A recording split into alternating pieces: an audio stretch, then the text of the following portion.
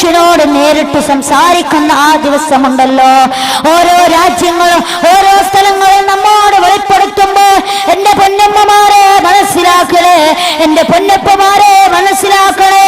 ആകാശഗോളങ്ങളിൽ നിന്ന് അഗ്നിപർവ്വതങ്ങളില്ലേ, അഗ്നികളില്ലേ, താഴേക്ക് വന്ന രംഗങ്ങൾ, കല്ലമഴ പെയ്യില്ലേ, ആകാശത്തിൽ നിന്ന് മഴ വർഷിച്ചത് കേട്ടിട്ടുണ്ട്. പക്ഷേ തീ വന്നത് നമ്മൾ അറിഞ്ഞില്ലല്ലോ, തീ വന്നത് നമ്മൾ അറിഞ്ഞില്ലല്ലോ.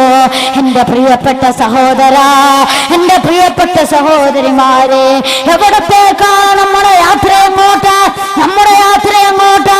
പടച്ചതമ്പുരാനെ മറന്നിട്ടുള്ള ആഡംബരത്തിന് വേണ്ടിയാണെങ്കിൽ, ദുനിയാവിലെ സുഖങ്ങൾക്ക് വേണ്ടിയാണെങ്കിൽ എന്റെ പൊന്നമ്മമാരെ മടങ്ങിക്കോ, പരിശുദ്ധമാർന്ന ഖുർആൻ പറഞ്ഞ രീതിയിലേക്ക് മടങ്ങിക്കോ.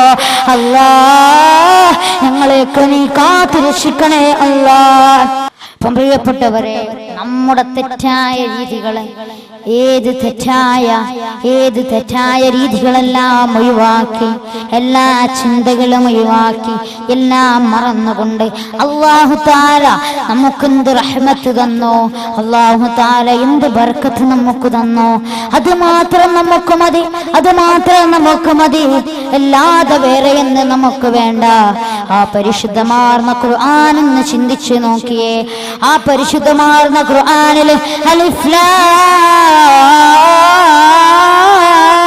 മീം എന്ന് പരിശുദ്ധമാർന്ന ഖുർആനിന്റെ ആയത്ത് അറബി കാട്ടാളന്മാരുടെ ഇടയിലേക്ക് എത്തിയപ്പോ എന്താണ് ഇതിന്റെ അർത്ഥം? അലിഫും ലാമും മീമും എന്നതിന്റെ അർത്ഥം പോലും ലഭിക്കാതെ, അർത്ഥം പോലും കിട്ടാതെ കാട്ടാള വർഗങ്ങളായ അറബി ഗോത്രങ്ങൾ പോലും ഞെട്ടിവിറച്ചതെങ്കിൽ എന്റെ യമലീല സഹോദരന്മാരെ, ഖുർആനിന്റെ വചനം കേട്ടിട്ട് എന്താണ് നമ്മുടെ മനസ്സിന്റെ ഉള്ളകത്തിലേക്ക് വന്നത്? ആ ഖുർആനിന്റെ വചനം കേട്ടുകൊണ്ട് കാട്ടാളനായ ഉമർ എന്നറിയപ്പെടുന്ന കിസ്റ കൈസർ പോലെ ഞെട്ടിവിറച്ച ഉമറുണ്ടല്ലോ, ആ ഉമറിന്റെ മനസ്സ് പോലെ മാറ്റിയ പരിശുദ്ധമാർന്ന ഖുർആൻ, ആ പരിശുദ്ധമാർന്ന ഖുർആൻ ഉമറിന്റെ ചരിത്രമൊന്ന് ഞാൻ നിങ്ങൾക്ക് വിവരിക്കാം. ആ ഉമർ എന്ന ആ കാട്ടാളം പറയുകയാണ്, ഞാൻ മുഹമ്മദിന്റെ തല വെട്ടിയെടുക്കാം, ഞാൻ മുഹമ്മദിന്റെ തല വെട്ടിയെടുക്കാമെന്ന് പറഞ്ഞപ്പോ മുഹമ്മദിന്റെ തല വെട്ടിയെടുക്കാൻ വേണ്ടിക്കൊണ്ട് പുറപ്പെടുകയാ. ഒട്ടകപ്പുറത്ത് ചാടിക്കേറിക്കൊണ്ട് ഉമറിതാ പോവുകയാണ്, ആ റസൂലുള്ളാഹിന്റെ തല വെട്ടിയെടുക്കാൻ പോവുകയാ.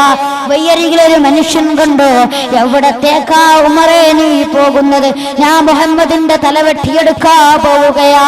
എന്നാൽ നിന്റെ പെങ്ങളുടെ തല വെട്ടിയെടുക്ക്, പെങ്ങൾ ഇസ്ലാം മതത്തിലേക്ക് കടന്നു വന്നു എന്ന് പറഞ്ഞുകൊണ്ടപ്പോ ഉമറാകെ കോപിതനാവുകയാണ്, ഉമറാകെ ദേഷ്യം വർദ്ധിക്കുകയാണ്, വല്ലാതെ ആംഗ്രി ആവുകയാണ്. ഉമർ കോപിതനായിക്കൊണ്ട് ഉമർ പിന്നെയും വാളിനെ മൂർച്ച കൂട്ടുകയാ. ഉമർ ഇതാ തയ്യാറാവുകയാണ്, തന്റെ പെങ്ങളുടെ തല വെട്ടിയെടുക്കാൻ പോവുകയാ. പെങ്ങളുടെ വീട്ടിൽ നിന്ന് പരിശുദ്ധമായ ഖുർആൻ ഓതുകയാ. തഹാ മാ അൻസൽനാ അലൈക്കൽ ഖുർആന ലിതഷ്കാ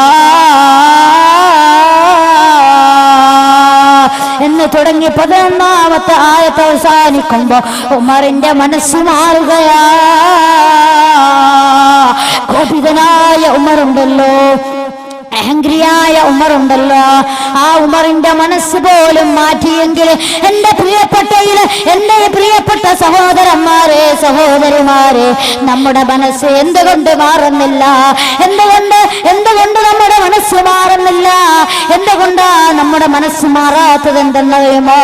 ആ ഖുർആൻ നമ്മൾ നല്ല രീതിയിൽ നമ്മൾ കേട്ടില്ല, ആ ഖുർആൻ നമ്മൾ നല്ല രീതിയിൽ പാരായണം ചെയ്തില്ല. അതുകൊണ്ടുള്ള തെറ്റാണ് നമ്മൾക്ക് സംഭവിച്ചത്, അതുകൊണ്ടുള്ള പ്രശ്നമാണ് നമുക്ക് സംഭവിച്ചത്. ഖുർആൻ എടുത്തുള്ള പാരായണം ചെയ്യുമ്പോ അതിന്റെ രീതിയിൽ, അതിന്റെ ശൈലിയിൽ നമ്മൾ ഓതിയിരുന്നെങ്കിൽ, അതിന്റെ രീതിയിൽ, അതിന്റെ ശൈലിയിൽ, ആ രീതിയിൽ നമ്മൾ ഓതിയിരുന്നെങ്കിൽ അല്ലാഹു തആല നമുക്ക് വിജയം നൽകുമായിരുന്നു. പടച്ചതമ്പുരാൻ നമുക്ക് വിജയം നൽകുമായിരുന്നു. കുഞ്ഞുമക്കളുടെ ചെവിയിൽ പോലും DJ സോങ്ങിന്റെ മുഴക്കങ്ങൾ ആടിക്കൊണ്ടിരിക്കുമ്പോ, മുഴക്കങ്ങൾ ഇങ്ങനെ കേട്ടുകൊണ്ടിരിക്കുമ്പോ എന്റെ അയകുള്ള ഫാത്തിമ, എന്റെ മഞ്ചുള്ള ഫാത്തിമ, ഓളക്കണ്ടക്കോ എന്നുള്ള ന്യൂ ജനറേഷന്റെ ഭാഷകൾ ഇറങ്ങുമ്പോ, ന്യൂ ജനറേഷന്റെ മ്യൂസിക്കുകൾ ഇറങ്ങുമ്പോ അത് കുഞ്ഞുമക്കളുടെ ചെവിന്റെ ഉള്ളിലേക്ക് നമ്മളത് ആകർഷമായി അത് കേട്ടുകൊണ്ടിരിക്കുമ്പോ അവരുടെ മനസ്സിന് മൂലം മാറ്റം വരികയാ. അവർക്കതില്ലാതെ ഉറങ്ങാൻ കഴിയില്ല, അതവർക്കതില്ലാതെ ഉറങ്ങാൻ കഴിയില്ല. പക്ഷേ ഇതിന് കാരണക്കാരൻ നമ്മളാണ്. പണ്ട് കാലത്ത് ഉമ്മമാര് ലാ ഇലാഹ ഇല്ലല്ലാഹു ലാ ഇലാഹ ഇല്ലല്ലാഹ് ലാ ഇലാഹ ഇല്ലല്ലാഹ് ലാ ഇലാഹ ഇല്ലല്ലാഹ് ലാ ഇലാഹ ഇല്ലല്ലാഹു മുഹമ്മദുർ റസൂലുള്ളാഹ്. എത്ര മനോഹരമായ പാട്ടാണ്, എത്ര മനോഹരമായ ഒരു ബൈത്താണ്. അതൊന്ന് ചൊല്ലിക്കൊടുക്കുക, അത് കുഞ്ഞുമക്കളുടെ ഉള്ളിലേക്കൊന്ന് കേൾപ്പിച്ചു കൊടുക്കുക. നമ്മുടെ മനസ്സിന് തോന്നുന്നില്ലല്ലോ സഹോദരാ, നമ്മുടെ മനസ്സിന് തോന്നുന്നില്ലല്ലോ സഹോദരി. എന്തുകൊണ്ടാണ് നമ്മൾ ഇങ്ങനെ ആകാനുള്ള കാരണം? എന്താണ് നമ്മുടെ മനസ്സിനെ ഇത്രയും അധികം ഇങ്ങനെ ഒരു കാട്ടാളന്മാരെ പോലെ ആകാനുള്ള കാരണം? നമ്മുടെ മാതാപിതാക്കളാണ് ഒന്നാമത്തെ കാരണക്കാര്. മാതാപിതാക്കളാണ്. മക്കളുടെ വളർത്തലുള്ള രീതി എങ്ങനെയാണ്, മക്കളെ എങ്ങനെയാണ് വളർത്തേണ്ടതെന്ന് എൻ്റെ ഈ മാതാപിതാക്കൾക്ക് അറിഞ്ഞിരുന്നെങ്കിൽ മക്കൾ തെറ്റായ രീതിയിലേക്ക് പോകുമായിരുന്നില്ല, മക്കൾ ചീത്ത രീതിയിലേക്ക് പോകുമായിരുന്നില്ല. മക്കൾ നല്ലത് മാത്രമേ ചിന്തിക്കുകയുള്ളൂ, മക്കൾ നല്ലത് മാത്രമേ ചിന്തിക്കുകയുള്ളൂ. ഇന്നെന്താണ് മോഡലാണ് നമുക്ക് വേണ്ടത്. ഖുർആൻ വേണ്ട, ഒരു ഈമാൻ കാര്യം പോലും ചോദിച്ചാൽ, ഇസ്ലാം കാര്യം പോലും ചോദിച്ചാൽ നമ്മൾ വാപുളക്കുകയല്ലേ ചെയ്യുക. എന്താണ് ഇസ്ലാം എന്ന് ചോദിച്ചാൽ നമ്മളിങ്ങനെ അന്തം വിട്ട പോലെ നിൽക്കും. സുബ്ഹാനല്ലാഹ് സുബ്ഹാനല്ലാഹ്. അല്ലാഹ് നിങ്ങളുടെ ഉമ്മമാരുടെ മക്കളെയൊക്കെ നീ നല്ലവരാക്കണേ അല്ലാ, നല്ലവരാക്കി മാറ്റണേ അല്ലാ. എന്റെ പൊന്നുമ്മമാര് നല്ല രീതിയിൽ നടത്തിയെങ്കിൽ കുഞ്ഞുമക്കളുടെ മുന്നിൽ പോലും ചന്ദനമയം പരസ്പരം കാണിച്ചുകൊണ്ട് സിനിമക്ക് മടിമയാക്കിയ പൊന്നമ്മമാരെ ആർക്ക് വേണ്ടിയാ പൊന്നമ്മ?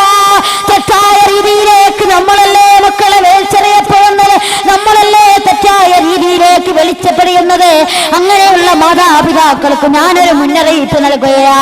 അങ്ങനെയുള്ള മാതാപിതാക്കൾക്ക് ഒരു സ്റ്റോപ്പാക്കാൻ വേണ്ടിയുള്ള ഒരറിയിപ്പ് ഞാൻ നൽകുകയാ. മൗശറയിലുണ്ടല്ലോ, ആരുമില്ലാത്ത മൗശറയുണ്ടല്ലോ. യോശുന്നാസ യൗമൽ ഖിയാമത്തി ഖുഫാതൻ റാബൻ നുലാ. നബിയുനാ ഷഫീഉനാ മുസ്തഫ സല്ലല്ലാഹു അലൈഹി വസല്ലമ തങ്ങൾ പറഞ്ഞ മൗശറയുണ്ടല്ലോ, ആരുമില്ലാത്ത മൗശറയുണ്ടല്ലോ. ആ മൗശറയിൽ നിന്ന് മക്കൾ പറയുകയാ, എന്റെ ഉമ്മയാണ് എനിക്ക് ഡ്രസ് വാങ്ങി തന്നത്, എന്റെ ഉമ്മയാണ് എനിക്ക് പഠിപ്പിച്ചു തന്നതെന്ന് മക്കളെ വെളിപ്പെടുത്തുമ്പോ എന്റെ പൊന്നമ്മമാരെ ആരാണ് നമ്മെ രക്ഷിക്കാനുള്ളത്, ആരാണ് നമ്മെ സംരക്ഷിക്കാനുള്ളത്? ദുനിയാവിന്റെ ആർഭാടങ്ങളല്ലേ നമുക്ക് വേണ്ടത്.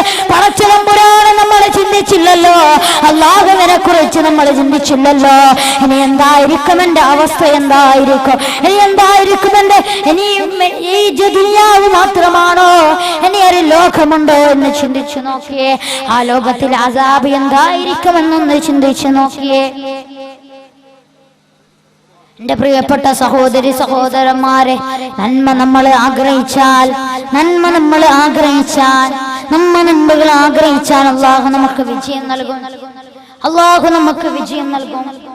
ഈ ചീത്തത് ആഗ്രഹിച്ചത് കൊണ്ടാണ് എന്റെ പ്രിയപ്പെട്ട സഹോദരന്മാരെ, ഖബറെന്ന മഹാ അത്ഭുതമായ ഖബറുണ്ടല്ലോ, ആ അത്ഭുതത്തിന്റെ മഹാത്ഭുതമായ ഒരു ലോകം പോലെ നിറം പോലെ നിൽക്കുന്ന ഖബറെന്ന മഹാ അത്ഭുതമല്ലേ. ആ ഖബറെന്ന അത്ഭുതത്തിന്റെ രംഗമൊന്ന് ചിന്തിച്ചു നോക്കിയേ എന്റെ പ്രിയപ്പെട്ട സഹോദരന്മാരെ. ഒരു മഹാന്റെ സഹോദരൻ മരണപ്പെട്ടു. ആ മഹാന്റെ സഹോദരൻ മരണപ്പെട്ടപ്പോ ആ മഹാൻ കൊതിച്ചുപോയി.